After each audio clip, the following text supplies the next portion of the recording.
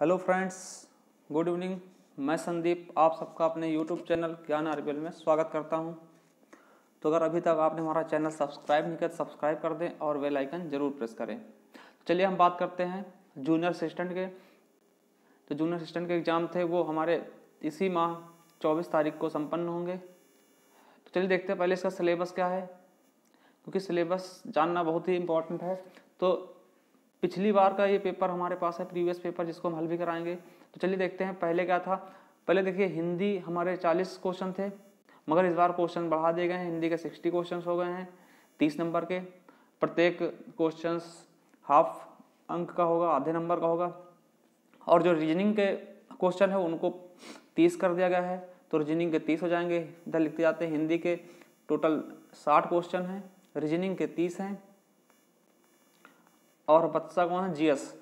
तो जीएस के हमारे पास 40 क्वेश्चंस हैं। कहने का मतलब यह है कि हिंदी को अगर अच्छे से पढ़ लिया तो कुछ हद तक बहुत ही कवर किया जा सकता है। तो चलिए टोटल इस बार हमारे पास टोटल 130 क्वेश्चन होंगे 65 नंबर के। और इसके लिए हमारे पास टाइम कितना होगा? 90 मिनट का, मतलब 1.5 घंटे का समय होगा। और 1/4 क्या होगा? निगेटिव मार्किंग, 1/4 निगेटिव मार्किंग होगा। तो चलिए देखते हैं किस प्रकार का पेपर आता है, क्योंकि इसी से मिलता जुलता पेपर आने की संभावनाएं होती हैं। तो चलिए देखते हैं। ये पेपर जो है हमारा 31 मई 2019 को संपन्न हुआ था। अभी इसकी प्रक्रिया चल ही रही है, अभी टाइपिंग इसकी नहीं हो पाई है। तो देखते हैं। और इसमें कई स्तर में, कई चरणों में इसका चुनाव किया जाता है, क्योंकि पहले रिटन होगा, फिर उसके बाद आपको टाइपिंग के लिए बुलाया जाएगा अगर क्वालिफाई हो गए। टाइपिंग के बाद आपका डॉक्यूमेंट के नंबर दिए जाएंगे, डॉक्यूमेंट के बाद आपका इंटरव्यू होगा, तब जाके इसका फाइनल सिलेक्शन होगा। तो चलिए देखते हैं इससे पहले वाला प्रीवियस पेपर कि किस प्रकार का पेपर पूछा गया था। सबसे पहले देखते हैं क्या कि एक आपको पैराग्राफ दिया जाएगा, जिसमें से आपको उसके आंसर छांट के करने पड़ेंगे। तो जिस प्रकार ये दिया है, तत्परता हमारी सबसे मूल्यवान संपत्ति है। तो देखिए इसमें उपयुक्त अवतरण में उपयुक्त शीर्षक दीजिए। तो इसमें किसके बारे में बताया गया वो हमें बताना है। तो किसके बारे में बताया गया है? कार्य तत्परता के बारे में। दूसरा क्वेश्चन देखते हैं। जीवन में सफल सिद्ध होने के लिए आवश्यक उत्पादनों में से एक प्रमुख उपादान है। तो सबसे प्रमुख क्या होता है? आपका तत्परता, क्योंकि इसमें तत्परता के बारे में ही बताया गया, कार्य तत्परता के बारे में ही बताया गया है। तो हमारा डी ऑप्शन सही हो जाएगा। अगला क्वेश्चन देखते हैं। गद्यांश का उचित संक्षेपण कौन सा होगा? संक्षेपण कौन सा होगा? तो ये हमारा तीसरा क्वेश्चन है। तो इसमें जागरूक व्यक्ति सदैव उत्साहित होकर तत्परता से अपने कार्य में जुट रहते हैं, मतलब क्या कार्य की तत्परता के बारे में बताया गया। तो जैसा कि बी ऑप्शन हमारा सही हो जाएगा, और इसको हम उसमें से छांट करना पड़ेगा। नेक्स्ट क्वेश्चन देखते हैं, चौथा क्वेश्चन। अब देखिए यहाँ से क्वेश्चन हमारे सही से स्टार्ट होते हैं। पहला क्वेश्चन है, लिपि चिन्हों के क्रमबद्ध समूह को क्या कहते हैं? तो हमें पता है जो लिपि होते हैं, चिन्ह होते हैं, उनके क्रमबद्ध मतलब एक तरीके से, जैसे हमने छोटा आ लिखा उसके बाद बड़ा आ ही लिखना पड़ेगा। तो ये क्रमबद्ध है, मतलब इनको हम क्या कहते हैं? वर्णमाला। याद रखेंगे, वर्णमाला से क्वेश्चन कई सारे आए थे इस बार भी। दूसरा क्वेश्चन है, कौन सी दो मात्राएं जिनका प्रयोग किया जाता है किंतु उनका समावेश स्वर में नहीं किया जाता? तो हमें पता है कि अंक और आह, ये बी नंबर है। देखिए इस तरह से कई ऑप्शन दे रखे हैं, मगर हमारा बी सही है। इनको क्या बोलते हैं? अयोगवाह। इनको अयोगवाह बोलते हैं।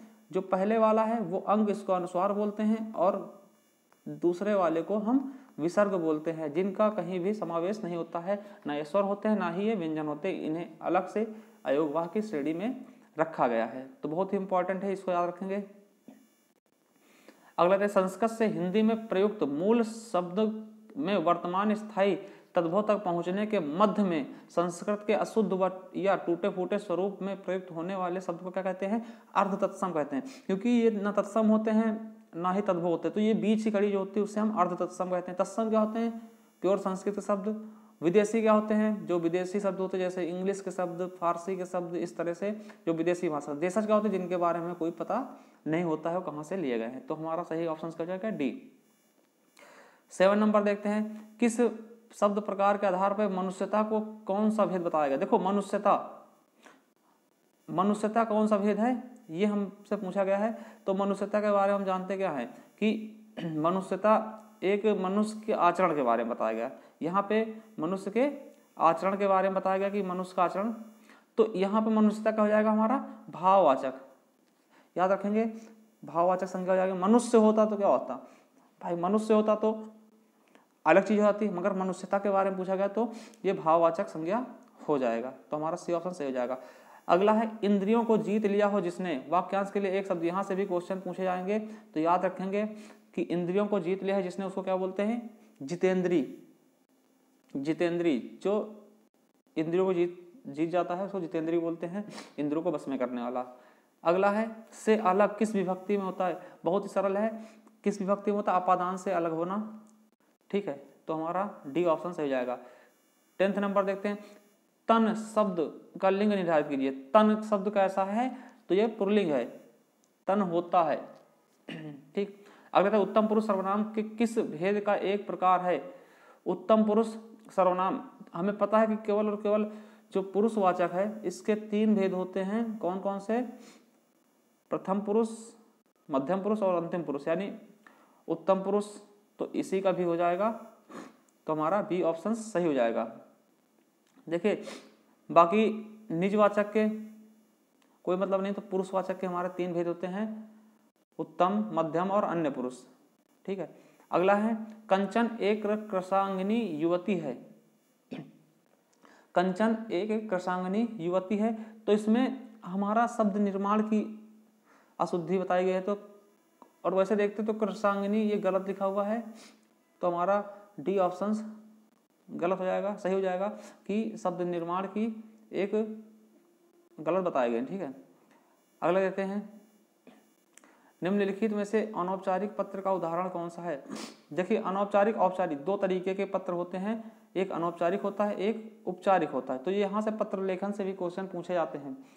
देखते हैं, मोहल्ले में बिजली की समस्या के लिए जिलाधिकारियों को लिखा गया पत्र। ये देखिए ये औपचारिक पत्र होते हैं, जो भी किसी विशेष चीजों के लिए लिखाते हैं वो औपचारिक होते हैं, जो खुद के लिए सगे संबंधियों के लिए लिखे जाते हैं वो क्या होते हैं अनौपचारिक। तो देखो बहन के विवाह में शामिल होने के लिए मित्र को लिखा गया पत्र, तो ये अनौपचारिक है क्योंकि ये सगे संबंधियों से रिलेटेड, बाकी सब कोई ना कोई कार्य के लिए किए गए हैं, तो जो सगे संबंधित होते हैं उसको हम अनौपचारिक पत्र कहते हैं, तो हमारा बी ऑप्शन सही हो जाएगा।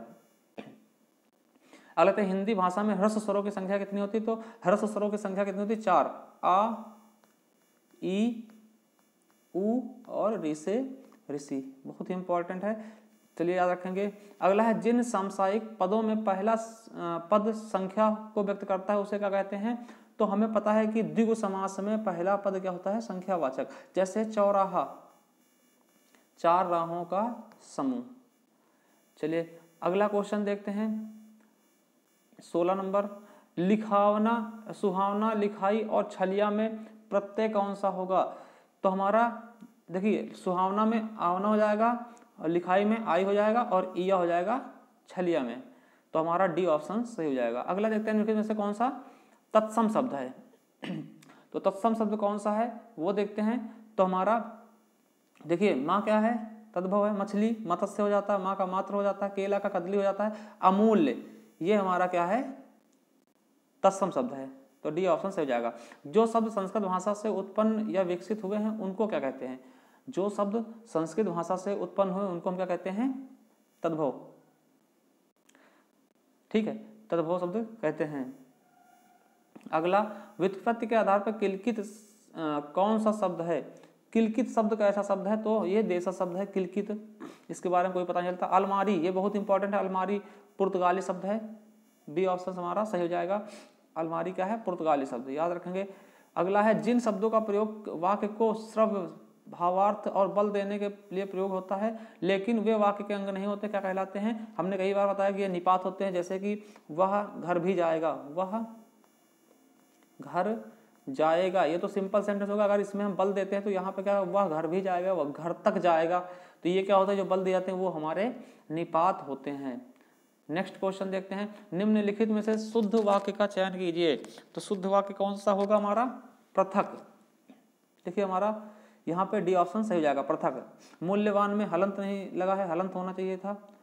तो अगला देखते हैं, दिए गए वाक्यों में वह शब्द चुनिए जिसका प्रयोग सदैव एक वचन में होता है, ठीक है। तो एक वचन में किसका प्रयोग होता है, बहुत बार क्वेश्चन पूछा जा चुका, केवल और केवल प्रत्येक को हम एक वचन में यूज करते हैं। आंसू का आंसू, आंसू ये बहुवचन होते हैं, प्राण और कक्षा ये सब बहुवचन ही होते हैं।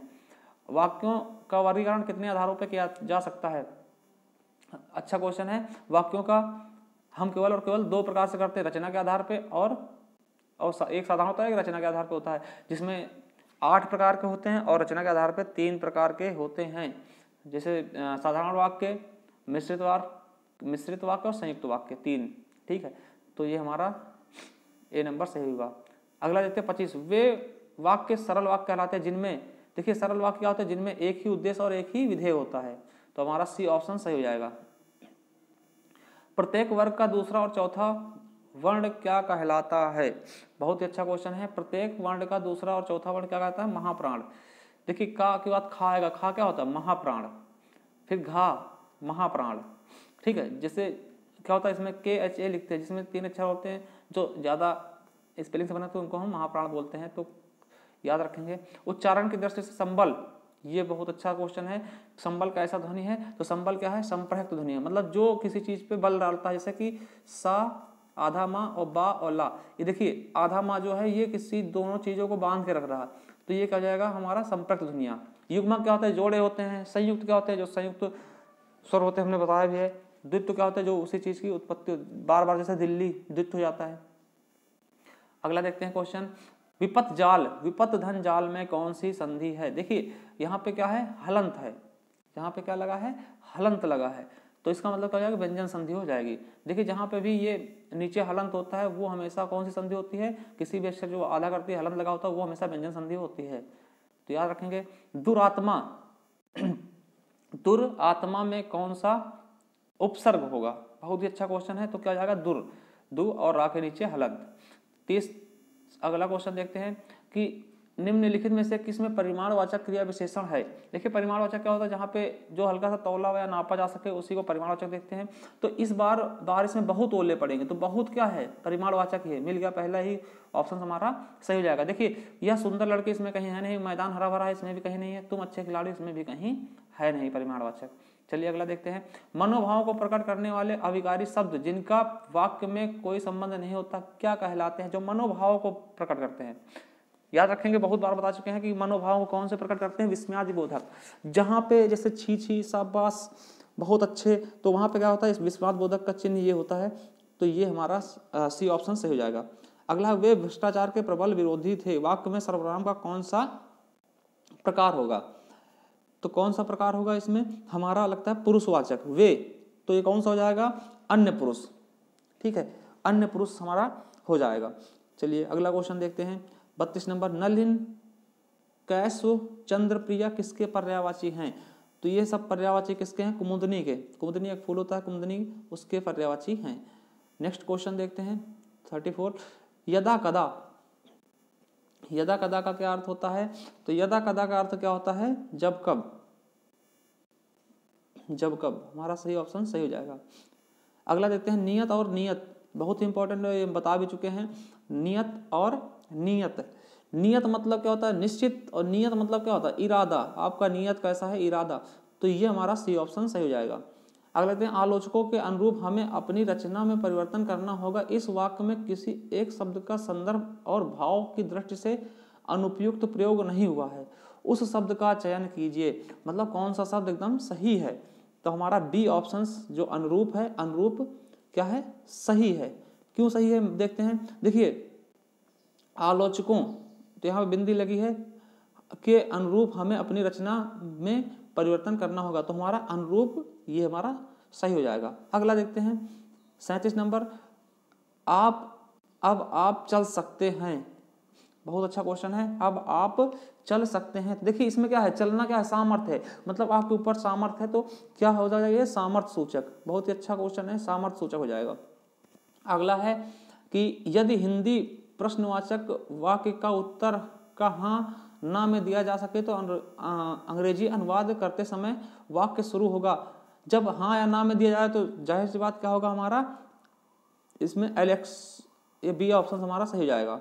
अगला है हमारा सर्वोपरि कर्तव्य है देश की सेवा करना। तो इसका देखिए हमें इंग्लिश में अनुवाद करना था क्योंकि ये पत्र लेखन से संबंधित होते हैं। तो हमारा सी ऑप्शन से हो जाएगा, our foremost duty is a serve to country, to the country, है ना। तो ये हमारा सही ऑप्शन हो जाएगा। अब 40 नंबर देखते हैं। इसमें बताना है कि उपरोक्त विकल्पों में से कौन सा वाक्य सही हिंदी अनुवाद का चयनित है।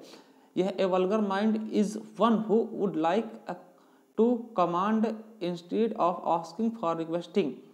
तो हमारा 44 का कौन सा ऑप्शन सही हो जाएगा।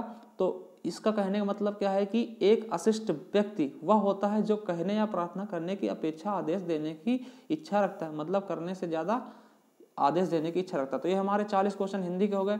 चलिए हम देखते हैं कुछ क्वेश्चन देखते हैं रीजनिंग के जो सही जल्दी से किए जा सकते हैं, उसके बाद हम जीएस का पोर्शन देखेंगे।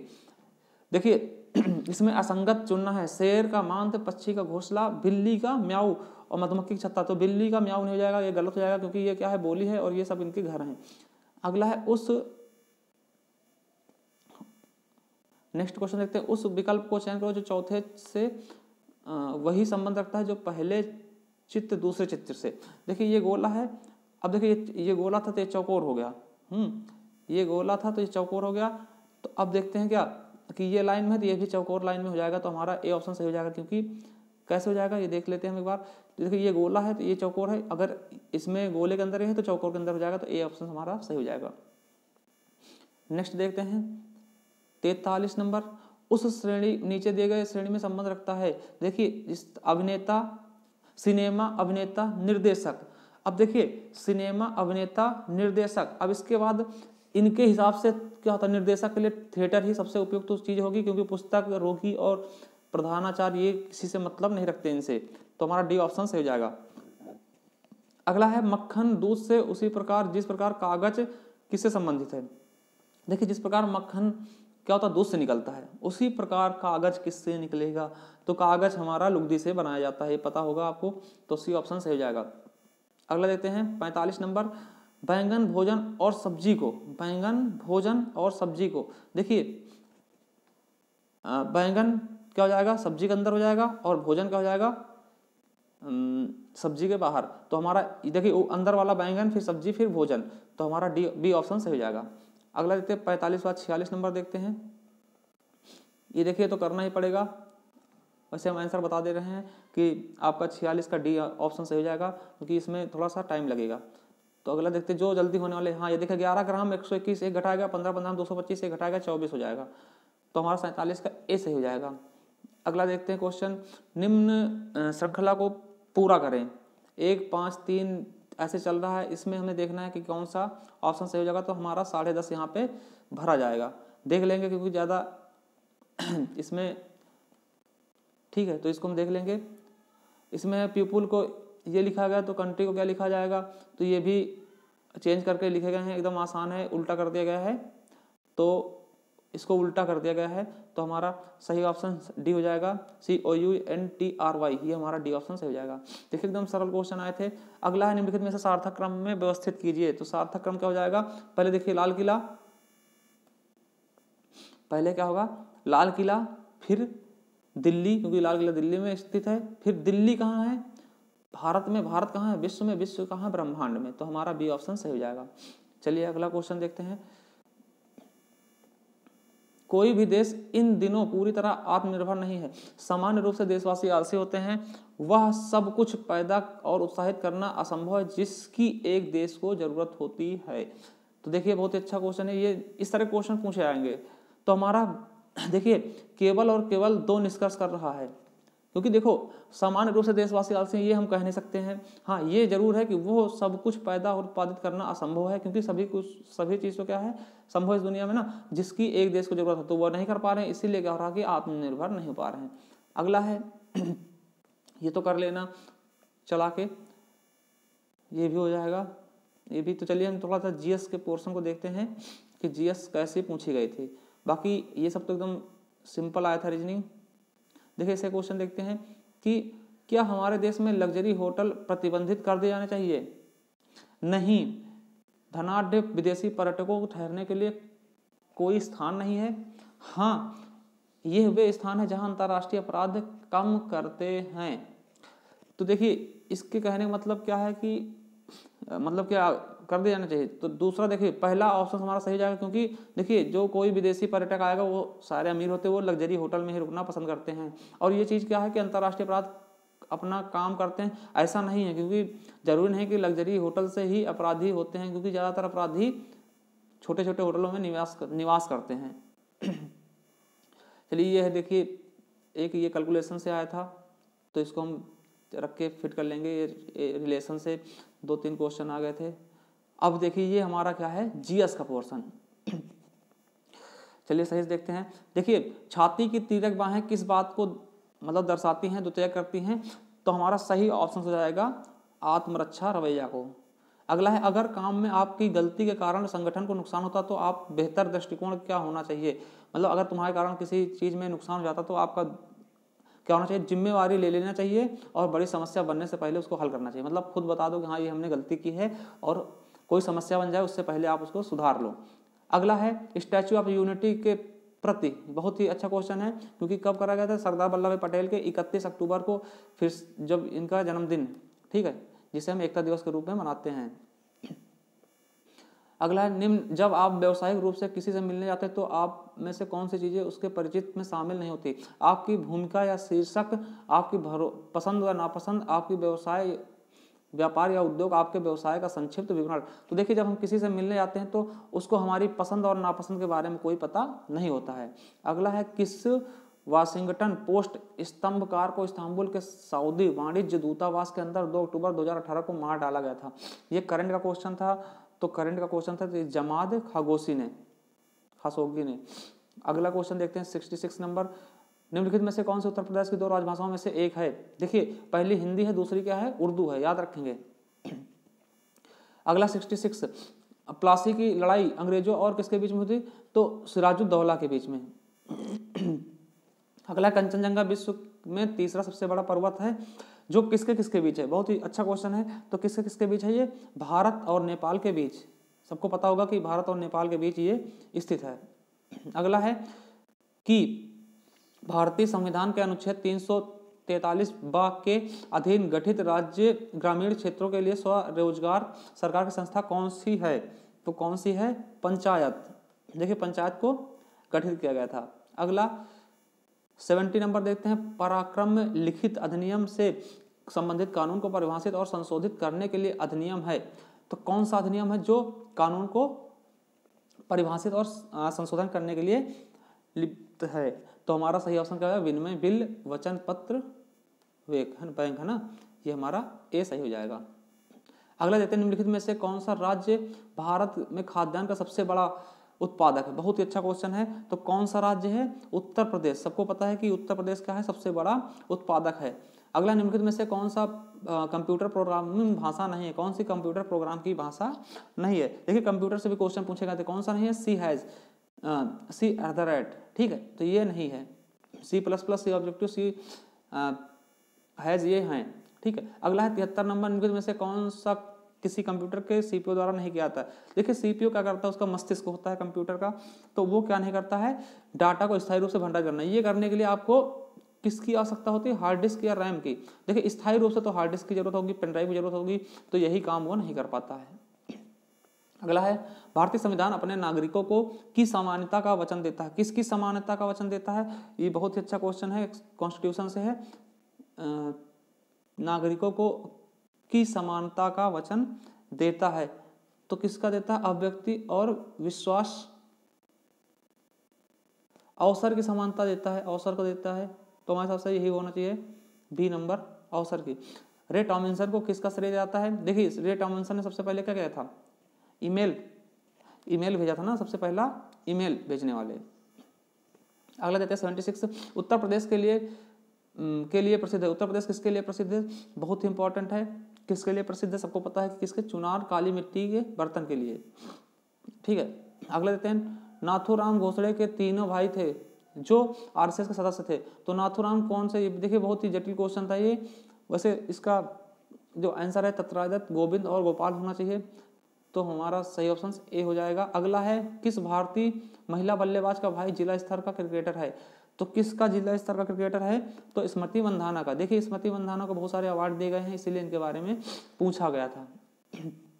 अगला देखते हैं, गौतम बुद्ध ने धम्मचक्र धर्मचक्र परिवर्तन का सूत्र। देखिए धर्मचक्र परिवर्तन ये बहुत बार पूछा गया है, ठीक है, तो हमारा डी हो जाएगा। जहां पे पहला उपदेश दिया था उसी को हम धर्मचक्र परिवर्तन के नाम से जानते हैं। गौतम बुद्ध द्वारा कहाँ दिया गया था? सारनाथ में, ठीक है। बोध गया में इनको ज्ञान की प्राप्ति हुई थी और ये लुम्बिनी कपिलवस्तु इनका निवास स्थान था।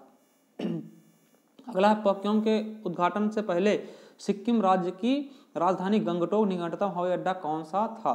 देखिए बढ़िया क्वेश्चन है, तो कौन सा था? बागडोगरा। ये देखिए ये जो पाक्योंग है, मोदी जी ने इसका उद्घाटन किया था। ये 100वां हवाई अड्डा है ना, भारत का 100वां हवाई अड्डा है, अंतर्राष्ट्रीय हवाई अड्डा बन गया था। तो ये थे हमारे क्वेश्चन 80 क्वेश्चन। अब आपको कैसे लगे हमें कमेंट करके जरूर बताइएगा, और अगर कुछ समझ में ना आए तो हमें कमेंट जरूर करें। और अभी तक आपने हमारा चैनल सब्सक्राइब नहीं किया तो सब्सक्राइब कर लें और बेल आइकन जरूर प्रेस करें। धन्यवाद, थैंक यू।